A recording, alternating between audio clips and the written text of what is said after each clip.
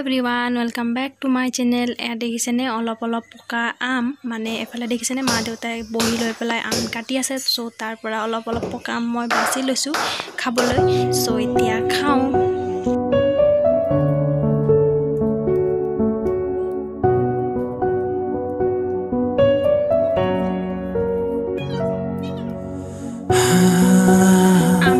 কোনে কোনে ভাল পায় কমেন্ট কৰি জনাবলৈ নাপাহৰিব।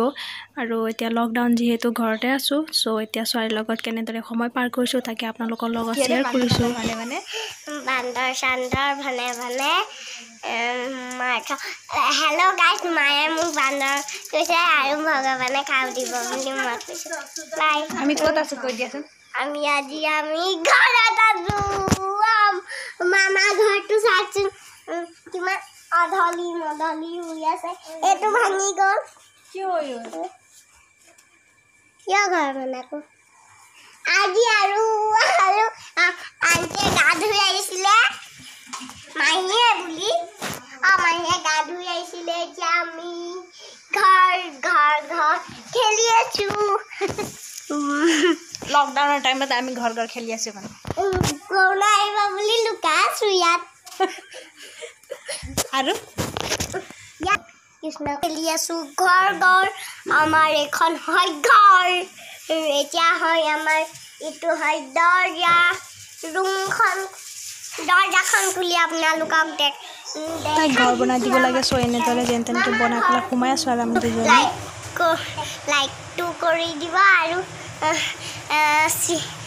সাবস্ক্ৰাইব নকৰিলে সাবস্ক্ৰাইব কৰি দিব আৰু টিং বজাই দিব। বাই। সাবস্ক্ৰাইব বন্ধ সাবস্ক্ৰাইব কৰি দিব আৰু টিং বজাই দিব। ছোৱালীৰ লগত বহুত ধেমালি হৈ গ'ল। এতিয়া আপোনালোকক দেখুৱাইছো এটা স্পেচিয়েল চাহ।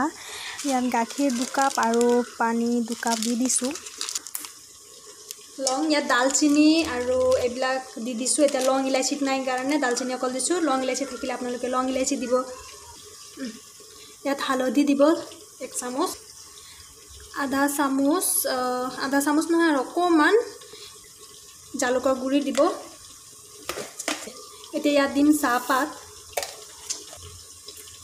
চেনি দিম 4 চামুচ। মই 4 কাপ বনাইছো যিহেতু।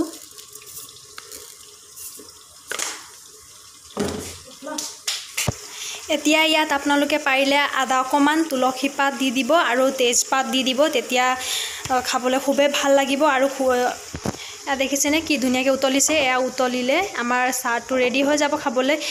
এতিয়া এনেকৈ চাহ খালে কি হয় মানে বেলেগটো একো নাজানো, কিন্তু চৰ্দি লাগিলে ডিঙিটো ভাল কৰে আৰু বিষ চিক নাইকিয়া হয়, চৰ্দিটো কমিব।